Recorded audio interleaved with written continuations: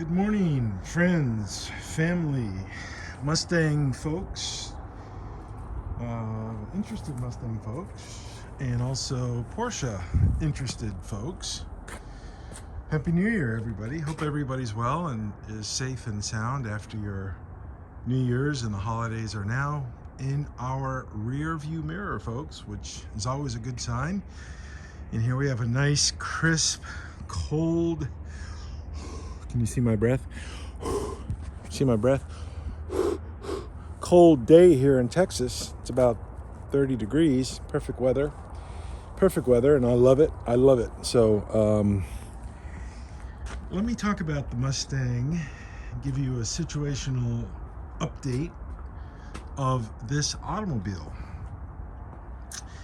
To be frank, fair, honest, and upfront, I sold my interests in this car to my friend and my partner, longtime friend, partner in these cars, Steve Clark. He wants this car more than I do, and I do not want to play title games with anybody. So I sold him my interests in this car, and we have an agreed upon finish status that I will do on this car, and we're almost there. So what if anybody has been following this car over the years, here's a status right now. Here we have the undercoating called lizard skin has been applied. I put this on last week, and I don't know, it looks kind of cool. And I put on 1 quart of Duplicolor lacquer black sprayable paint, and sprayed that on the underside. However, I made a slight boo-boo. I did not use my paint gun, I used my primer gun. So it was coughing and spitting a little bit, but it's the underneath, so it really doesn't 100% matter. But it's kind of a cool coverage. It's got a cool color and a cool texture, which I'm very impressed with it. It's very, very strong, stout, and it's good stuff. I'm a believer. I'm a sole customer in the lizard skin application, and it's really good for the hobbyist, the home consumer, because you can clean it up with soap and water, which really has a good benefit, a good yield. So I'm really happy with it. So Steve put on the fuel lines and one of the brake lines. He wanted me to do it, but I said, dude, I've got too much to do. You go out there and do it. So he actually got it done, which is good. Also in the trunk, Steve sprayed on some of the trunk splatter paint, but he had some problems with the gun. Right there, splatter on the splatter, which looks kind of poopy, and he didn't get full coverages. Still some areas to touch up, but at the 80% level, I like it. You know, it does look good. On the inside, the second, how do I say it? There's 2 lizard skins.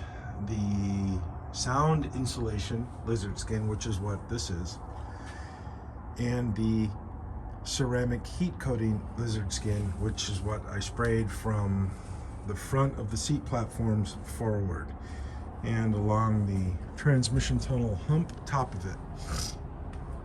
And Steve sprayed the first coat of lizard skin on the inside of the roof, and I sprayed the ceramic also on the inside of the roof. Overall, this is coming out to be a very nice car. Steve, in his eagerness to get things done, and he's always been this way since we were kids, he screwed the pooch up on this. How do I say it? He didn't coat it or cover it adequately or protect it adequately for the undercoating application. So little spackles and speckles got everywhere. He scraped off a lot of it in the correction process, but still not enough. And then he came out and he sprayed the inside with black rattle can paint. And after I suggested to him that we don't do it that way, we go and buy some paint at the paint store, mix it up, spray it on ourselves on the inside after we clean up all the spackles and overspray and things like that. But he was, in his eagerness to do that, he got too far ahead of himself, so this is going to have to be fixed. And of course, the surplus seam sealer everywhere on the car, the orange stuff, that's going to have to be trimmed back, cut back a little bit. But as I said at the beginning of the video, I sold my interest in this car to him, and my lane on this car is pretty much done. I told him we'll get it to be a rolling car, and then we'll take it up to Austin for him to get the bonded title, because this has been out of the system since 1982. And it is what it is, folks. Let me put this down flat so you can see it. And it's always better to see a car when it's in its right orientation. Man, it is cold. I'm holding this camera and my fingers are getting cold. So this has come a long ways, my friends. This has come a long ways, and I'm really proud and happy with this car, the way it turned out, and the results. It's really a good car. I can't recall any mistakes that I made in here. A couple, maybe small ones, that maybe I'll do differently on the next cars. But speaking of the next cars, as I said, I sold my interest in this car to Steve because I am migrating pretty much exclusively to these guys, the Porsche, for my own personal stuff and marketing to potential future customers that may want these kind of services on a car like that done on these kind of cars. However, most of the Porsches out there never get as badly rusted as this Mustang was, because they're built so much better. A lot more thought and preparation went into these cars than most of the American cars. This is my personal car right there, the 944S.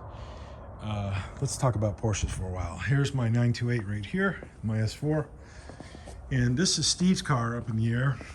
And he has a 928 also, and this is wholly his, not mine whatsoever. But the motor's got a few issues, and I've opted to pull the motor out and address all the issues. I was thinking about doing a body off like I did the other two 928s, but this one, I just don't have the space to make two cars out of one with a full drivetrain, and the body I didn't really want to have to push around in the way, so to speak. So I'm pulling the motor out the old-fashioned way, and the oil pan has got a few dings / bashes in it. There's a big dent right here. Camera doesn't really give the resolution on it. Smashed here, and there's another smash here. Right there on this part, it was hit something.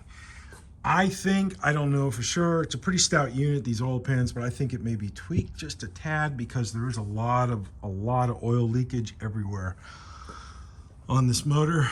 And little things like this bearing right there, I know that's seized up, so it's going to need to be replaced. And all this grease and grime, I just want it clean.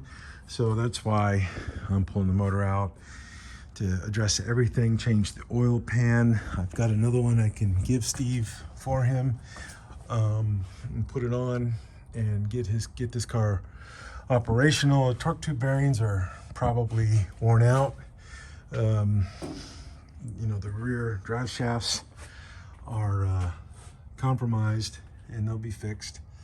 They're easy fix, relatively easy, and of course the oil bearings I know are toast. So I'm going to do the front of the car first, mechanically, and get that set running, and then do the back portion. This is actually just a job,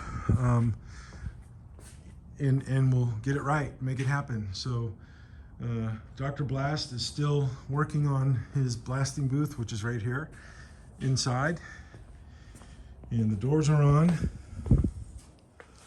right here. I don't know if this will pick up any light in here. Maybe the light will come on. Come on, light, are you gonna come on? I guess it's not, but I gotta put this panel in right here, put a door, put a panel up there, and then finish the back end here. Let me see if I can get a light. Let's see here, I got a flashlight. No, that's not the flashlight. Come on. Where's the flashlight? Here we go, small one. No, that's not it either.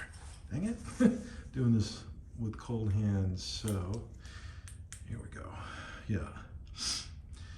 There's wood there, and that'll be put up a panel, same with here.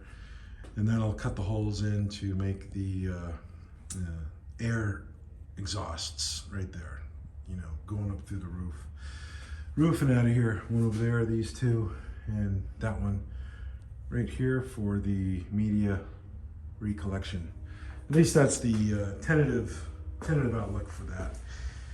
So it's all a balance of time and how do I say it? It's everything I'm doing here is a balance of time with just these two hands. That's all I have. I don't have any help. Don't have any workers. There's enough work here to hire somebody, but it's difficult to find people, especially with all the free money that was given out over the past year and a half. It's really upset everything, the economics of work. Everybody's looking for help. Every business I know and go to, they're always looking for help. So it is what it is, folks. So I'm stepping back from the Mustang scene a little bit. I loaded up a lot of stuff. Steve took a lot of stuff yesterday, Mustang crap, to his storage shed. I need it gone out of here. So as my Porsche footprint grows, the Mustang footprint shrinks. And that is life. So anyways, folks, it's Monday morning. I've got work to do and get started on. So be good, be happy, and do have a good day. Cheers. Bye-bye.